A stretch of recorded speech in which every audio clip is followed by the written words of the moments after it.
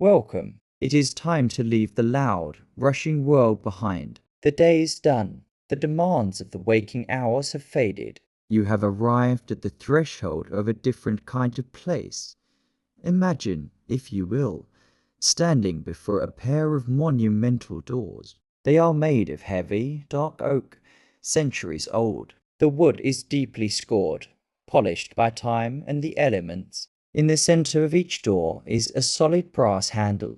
Reach out in your mind. Feel the cool metal beneath your hand. It is smooth, solid, grounding, pressed down on the handle. The latch clicks with a heavy, satisfying sound. Push the door open. It moves slowly, its weight a comfort against your palm. Listen to the silence. It is not an empty, hollow silence. It is a thick, velvet silence. The air in here is still. It smells faintly of vanilla, born from the slow aging of paper. It smells of leather bindings, of dry ink, of dust settling quietly on forgotten shelves. You are standing in the grand entryway of a massive, ancient library. The ceiling arches high above you, lost in the shadows. A single shaft of moonlight falls through a high clerestory window, illuminating thousands of tiny dust motes dancing in the pale silver light. You are entirely alone, and you are entirely safe. Everything here has a place. Everything here makes sense. Tonight, we are going to walk through the endless, dimly lit stacks of this library. We are going to trace the invisible lines that hold human knowledge together. We will explore how a universe of chaotic thoughts, dreams, and discoveries was gently folded into a precise, numerical hierarchy. We are going to learn about the Dewey Decimal System. But before there were numbers, before there was a system, there was only the heavy physical reality of the books. And there was chaos. Let your breathing slow to match the rhythm of our footsteps. In and out. Imagine the libraries of the past, the mid-19th century. Imagine towering walls of wood and paper, stretching as far as the eye can see. In these early libraries, books were not sorted by what they contained. They were not grouped by the ideas they held within their pages. They were sorted by where they lived, was a method known as fixed location. Think of it like an address for a house, but for a book. A book was assigned to a specific room, a specific wooden alcove, a specific shelf, and a specific spot on that shelf. If a book was the third volume on the fourth shelf of alcove B, its identity, its entire existence in the library, would simply be for 3. At first, this seems simple. You want a book, you go to alcove BN, you count up the shelves, you count over 3 books. There it is, resting in its designated home. But what happens when shelf 4 is full? Over time, as the library grew, knowledge shattered. It scattered like leaves in the wind. A book on the biology of birds might be on the first floor. Another book on the exact same subject might be hidden away in a dusty corner of the 3rd floor. Finding a book was not a matter of logic. It was a matter of memory. It was a matter of wandering aimlessly through the shadows, hoping to stumble across the right spine.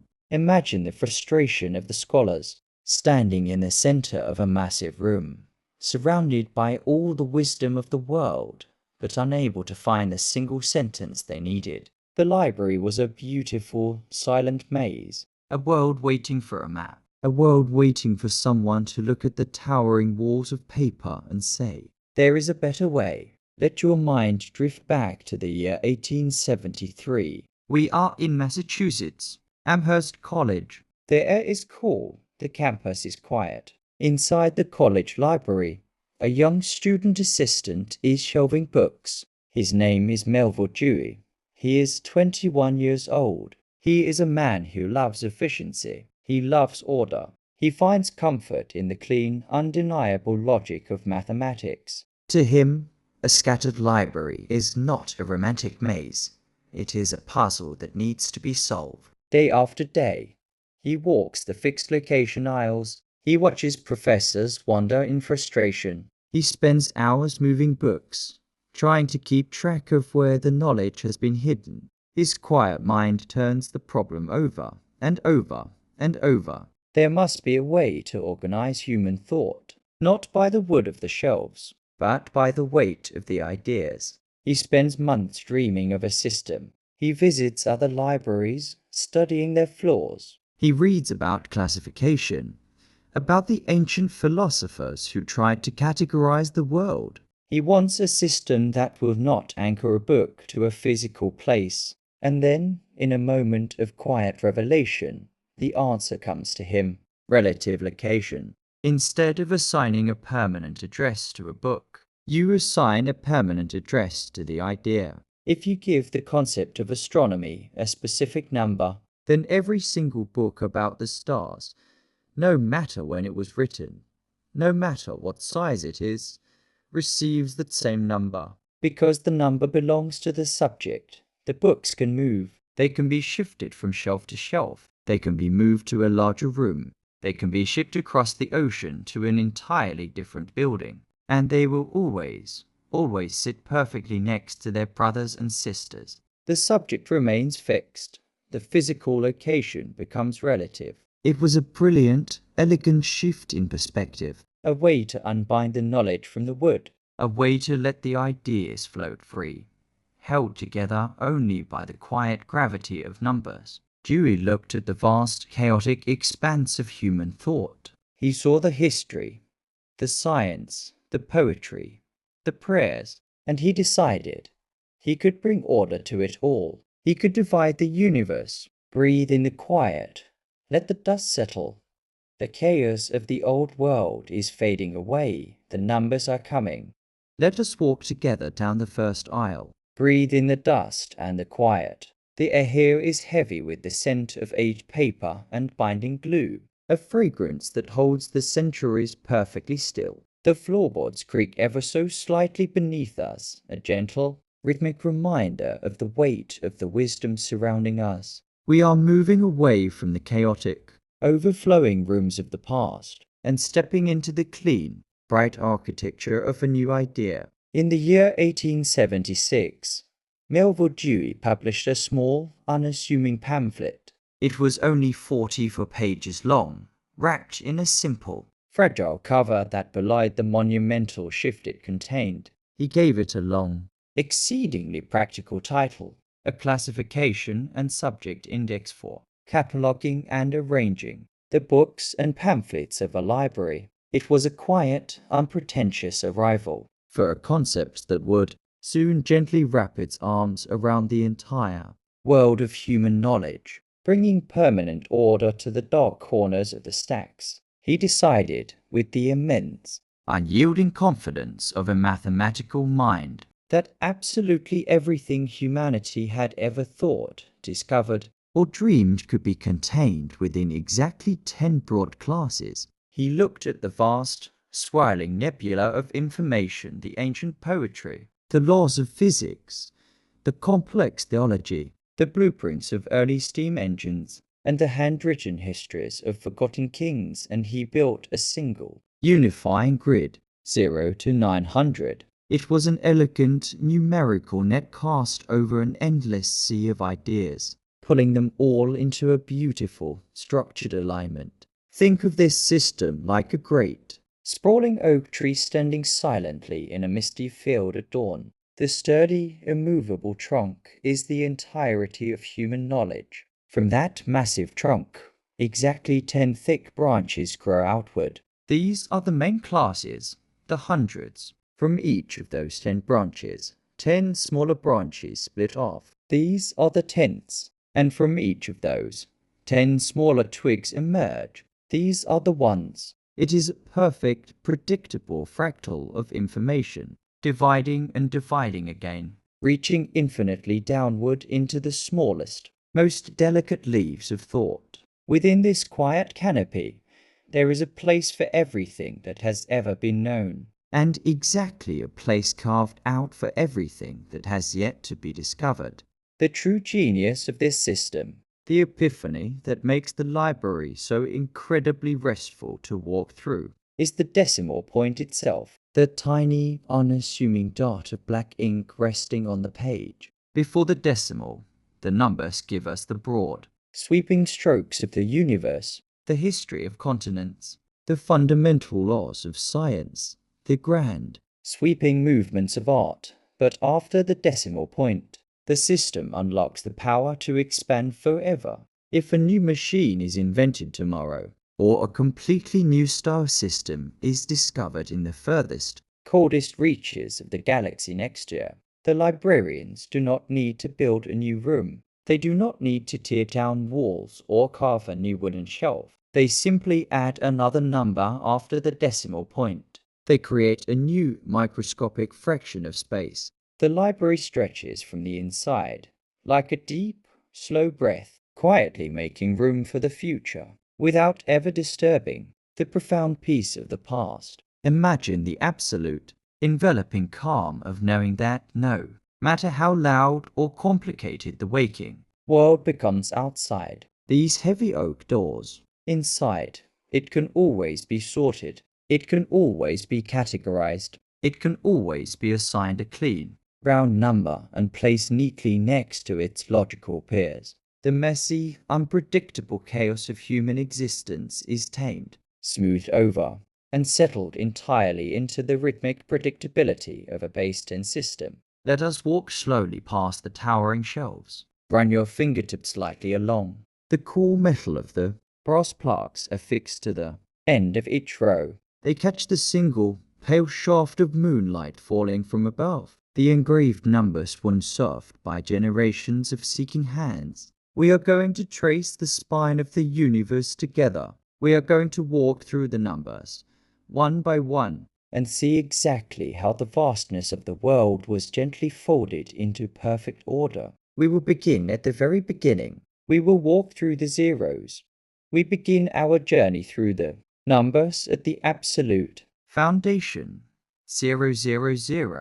Say it softly in your mind. It sounds like silence itself. The perfect, unbroken circle of the zero. Here in the first aisles of the library, we find the generalities, the works that are too vast, too all-encompassing to be contained by any single subject. This is the home of computer science, information, and general works. Here lie the encyclopedias, the massive, multi-volume dictionaries that hold the weight of every word ever spoken or written. Think of these heavy wooden shelves as the bedrock of the entire building. They are the foundational tools we must use to understand everything else that follows. Look at the spines lined up in the shadows. They are uniform, authoritative, bound in deep, midnight blues and heavy, light-absorbing blacks. They are thick, unyielding volumes of pure, unbiased information. They do not argue.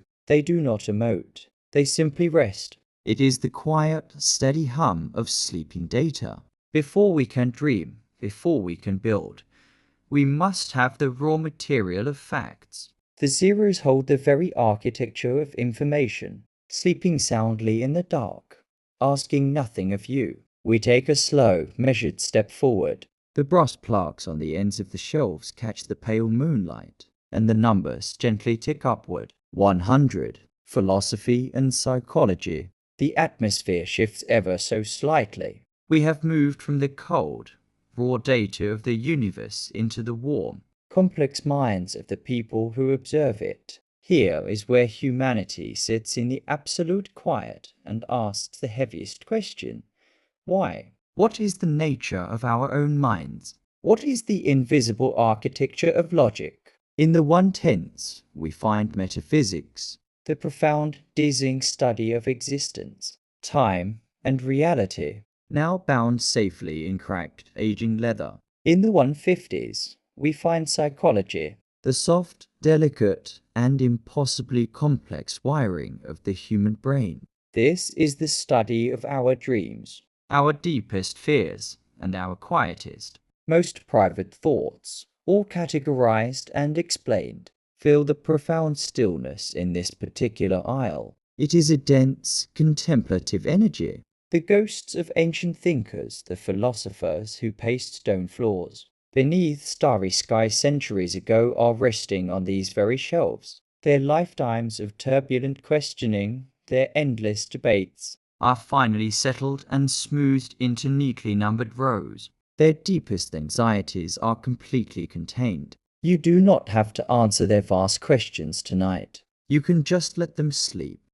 We walk further down the long, shadowed corridor, deeper into the stacks. The air seems to grow even warmer here, carrying the faint, sweet scent of old parchment and melted beeswax. 200. Religion. The human search for the divine, the infinite, and the unseen, now neatly categorized and placed into perfect earthly order. This is the Isle of quiet prayers whispered in the dark, of desperate hopes cast upward into the vastness of time. Here, the spines of the books are often worn completely smooth by centuries of seeking. Desperate hands. You will find ancient texts, their pages fragile and brittle at the edges, illuminated with faded gold leaf and deep, vibrant blues that still catch the dim light. 220 holds the Bible, its countless translations, commentaries, and interpretations resting side by side in absolute, unbroken harmony. In the 290s, we find the sprawling, beautiful tapestry of the world's other faiths, the myths, the creation legends, the spiritual practices of 1,000 different cultures from across the globe, all standing peacefully shoulder to shoulder in the gloom. There is a unique, profound comfort here in the 200s. It is the feeling of a deep, soothing order being brought to the greatest mysteries of existence. The absolute, uncheckable belief of billions of people, spanning thousands of years, all safely gathered, carefully numbered, and protected from the elements. It is deeply calming to see the boundless, infinite universe, with all its terrifying unknowns, so neatly and safely arranged on a solid oak shelf.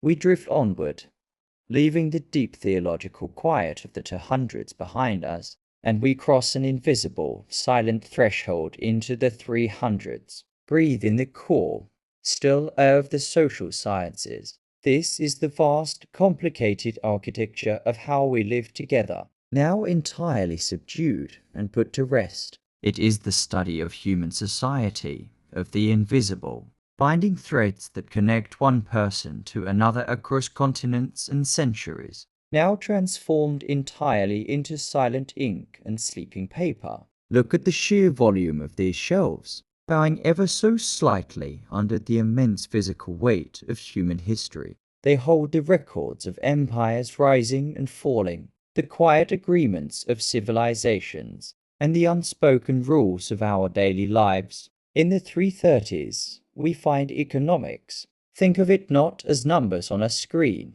but as the slow, rhythmic flow of resources across the globe, the mathematics of trade, the history of heavy silver coins exchanging hands in ancient, dust-choked marketplaces, all distilled into heavy, cloth-bound books that sit completely unmoving in the dark. In the 340s, we trace our fingers over the thick, imposing spines of the law. These are the profound, heavy rules we have built, brick by metaphorical brick, century after century, to keep the chaos of the dark at bay. They are the social contracts, the fragile peace treaties signed by candlelight, and the solemn promises made between warring nations, their protective pages edged in faded, sleeping gold. But as we walk further down the 300 aisle, the heavy, imposing texts begin to soften, yielding to a different kind of human connection. We arrive at the 390s,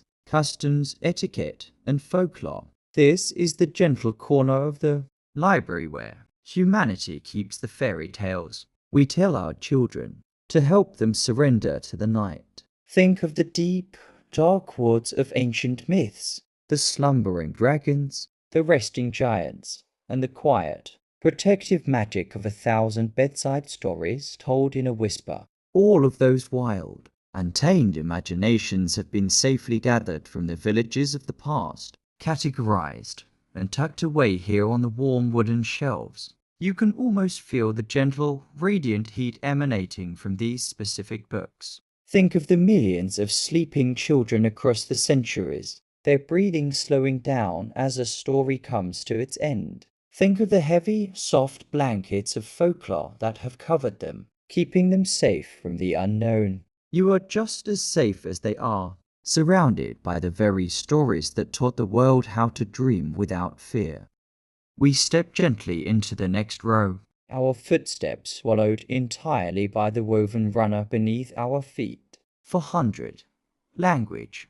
We are standing surrounded by the very building blocks of the human voice. This is the most beautifully ironic aisle in the entire library, for it contains millions upon millions of words, and yet it is entirely, profoundly silent. The 410s hold the intricate science of linguistics, the delicate dissection of how a sound becomes a meaning, how the warm breath from a lung is shaped by the tongue, the palate, and the teeth to form a living thought. Now, those breaths are frozen in time. The 420s house the English language, featuring massive, sprawling dictionaries resting on cast iron lecterns, their thousands of dishes in pages pressed tightly together, completely still. The 440s hold the Romance languages, sleeping peacefully in a row. French, which once rolled off the tongue like a soft, warm breeze. Italian, as rich and golden as the evening sun over a quiet valley.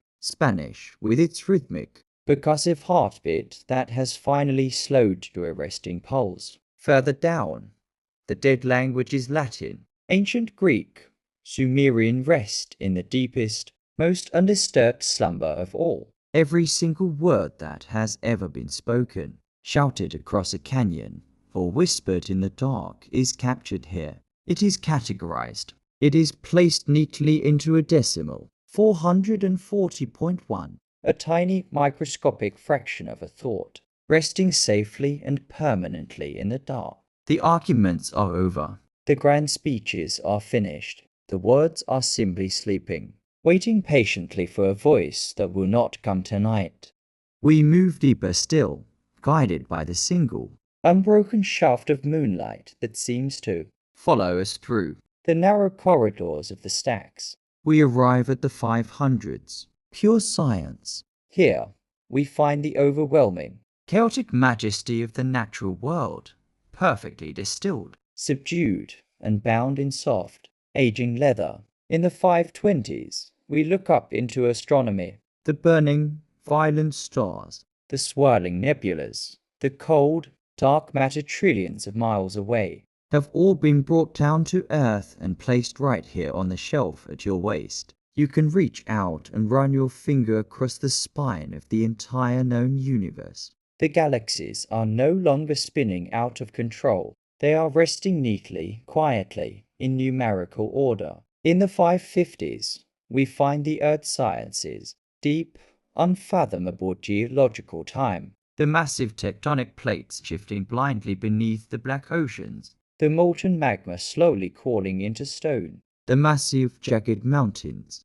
rising and eroding into sand over millions of years. All of it is happening in absolute, unbroken silence within these pages. In the 580s, the botanical guides sleep in the dark. Imagine the incredibly detailed, hand-drawn illustrations of delicate ferns, the intricate, symmetrical cross-sections of pale petals, the vast root systems of ancient redwood trees spreading out across the heavy, green-colored paper. The wild, untamed forests of the world are categorized, named in Latin, and put to rest. Everything in nature is known. Everything is measured. There are no sudden storms or surprises here in the stacks. Only the deep, rhythmic certainty of the physical laws of the universe keeping quiet watch while you rest. We drift even deeper into the heart of the stacks, the shadows stretching long and soft around us. The air shifts once more as we leave. The pure science is behind and step across the threshold into the 600s. Breathe in slowly. The scent here is slightly different, a faint, lingering trace of oiled leather, dried earth, and cooled iron, all of it ancient and completely settled. This is the realm of technology and applied science. It is the vast, sprawling catalogue of human labor, of calloused hands and tired muscles, now brought to an absolute, unmoving standstill. All the noise of industry, the striking of hammers, the roar of engines, the endless spinning of gears has been carefully silenced, captured on heavy paper, and put to sleep for the night. You do not need to build anything tonight. You do not need to fix anything. The work of the world is completely suspended. In the 6/10, we find medicine and health. Think of the quiet, darkened rooms of recovery, the slow, steady rise and fall of a resting chest. This is the science of healing, the fever breaking in the deep hours of the night, the body finally surrendering to the restorative power of sleep. Further down, in the 6/30s, we walk past agriculture. Imagine the vast, dark, silent fields stretching out under a starless sky. The seeds are resting deep in the cool, damp soil, waiting patiently for a spring that is still months away. The wheat is not swaying. The plows are put away in the barns. In the 6/20s, the great works of engineering are safely filed in the dark. The blueprints of massive suspension bridges holding steady over quiet, moonlit rivers. The schematics of aqueducts carrying cool water through ancient stone. The sheer monumental effort of human construction is neatly folded into these pages, requiring absolutely nothing from you. The foundation is built. The structure is secure. You can simply rest inside it. As we move gently into the next aisle, the practical, heavy manuals give way to something lighter, something born from the quiet hours after the work is done. We arrive at the 700s, arts and recreation. This is where humanity keeps the beautiful things, the aesthetic soul of the library, preserved in perfect, numerical harmony. In the 720s, architecture sleeps. The meticulous, hand-drawn pencil drafts of soaring cathedrals, the quiet, shadowy cloisters, and the warm hearths of ancient homes. In the 750s, the paintings rest in the dark. Imagine the thick, swirling oils on a canvas, the landscapes frozen in a permanent golden twilight, the serene portraits of people who closed their eyes centuries ago. The colors are muted now, resting under the cover of night, waiting for the morning sun to wake them. But the most profoundly quiet section of all is the 780s. Music, here, in the dim, golden light of our single shaft of moonbeams, we find the great concert halls of the world, perfectly silenced. The grand pianos stand with their heavy wooden lids closed. The cellos rest in their velvet-lined cases. The sheet music sits on the shelves, millions of black notes clinging to white staves, waiting for a conductor who is fast asleep. The sweeping, emotional symphonies, the delicate string quartets, the booming, thunderous choirs are nothing more than silent, sleeping potential energy. The air here vibrates with the ghost of a melody, a slow, soothing hum that wraps around your shoulders and pulls you deeper into a state of total relaxation. The music will play again someday, but not tonight. Tonight, the orchestra is resting. We take another slow, gliding step forward, our breathing perfectly synchronized with the deep, resting pulse of the building. We enter the 800s. Literature, the air in this aisle is incredibly dense, thick with millions of unvoiced thoughts and thousands of entirely contained lives. This is where the stories live. In the 8/10s and 8/20s, we walk past the poetry. American poetry, English poetry. Think of the deep, comforting rhythm of a poem, the iambic pentameter that beautifully mimics the resting human heartbeat. Da-dum, da-dum, da-dum. The words rise and fall on the page, like a gentle tide coming in and going out. Further down the row, the great novels, the plays, the sprawling, epic romances all sit shoulder to shoulder. The characters are completely still, resting comfortably between the heavy, cloth-bound covers. The dramas are paused. The grand adventures are suspended. The conflicts are entirely resolved in the absolute quiet of the night. You do not have to open the books. You do not have to read a single word. You only need to let their collective rhythm, the millions of soft, whispering voices from the past, rock you gently back and forth. You are surrounded by every story ever told, and every single one of them ends in peace. We have reached the farthest edge of the building, the final corridor, the deepest, most profound quiet of the entire library. The shadows here are long and comforting, pooling in the corners and wrapping around the towering shelves. We step across the last invisible boundary and enter the 900s. Breathe in the cool, still air. This is history and geography. It is the complete, exhaustive record of everything that has ever happened, and everywhere it has ever taken place on this spinning globe. All of time, all of space, condensed into silent ink and bound in heavy, sleeping leather. The sheer weight of human existence is resting right here, completely subdued. In the 9/10s, we find geography and travel. Imagine the massive, oversized atlases resting flat on sloped wooden tables. Their thick pages are filled with the sweeping, elegant curves of ancient maps. The roaring, turbulent oceans are trapped in pale, faded blue ink. The jagged, impassable mountain ranges are reduced to tiny, harmless ridges of shading you can cover with the palm of your hand. Every border, every continent, every distant, unreachable island is perfectly captured and contained. The world is vast and terrifying outside these walls, but here it is perfectly mapped. You cannot be lost in the library. Every coordinate is known. Every destination is accounted for. We walk past the 920s. Biography. Think of the furious, chaotic energy of a human life. The loves, the losses, the grand ambitions, and the quiet failures. All of those millions of racing heartbeats, all of those lifetimes have finally slowed to a stop. They have been gently gathered, written down, and placed shoulder to shoulder in the dark. The kings and the quiet farmers, the explorers and the poets, all resting together in absolute equality. Their struggles are over.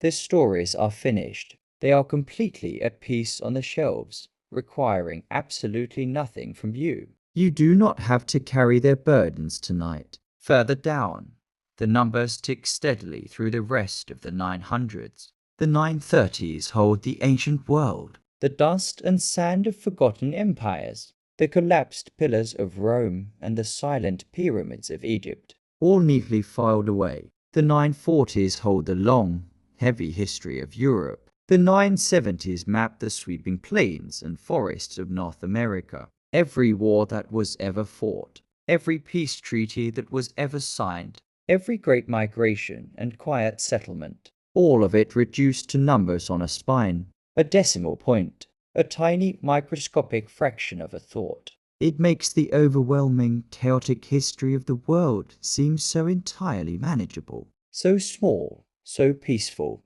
Melville's Dewey system was not perfect. It was a product of its time, a rigid grid placed over a fluid, ever-changing world. It has had to be revised, over and over, stretched and adjusted to make room for new voices and new understandings.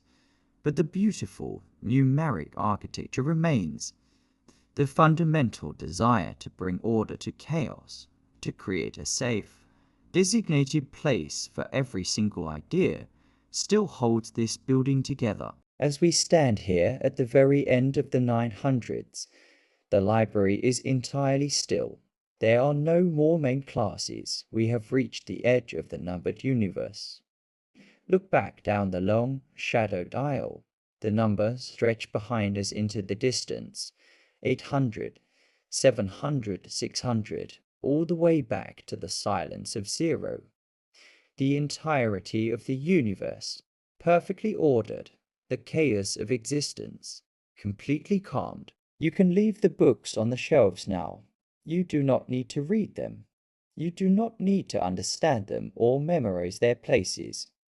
You simply need to know that they are there. They are safe. They are exactly where they belong, and so are you. Close your eyes to the dim, golden light of the moon. Let the heavy oak doors of the library stand guard against the waking world. Let the decimals blur in your mind. Let the categories fade into the shadows. Let go of the numbers, the history, and the science. Drift into the quiet, empty spaces between the shelves, where there is no catalogue, where there is no index, where there is only a deep, unbroken rest. Sleep now, in the quiet, in the perfect order, in the deep, endless stacks of the night.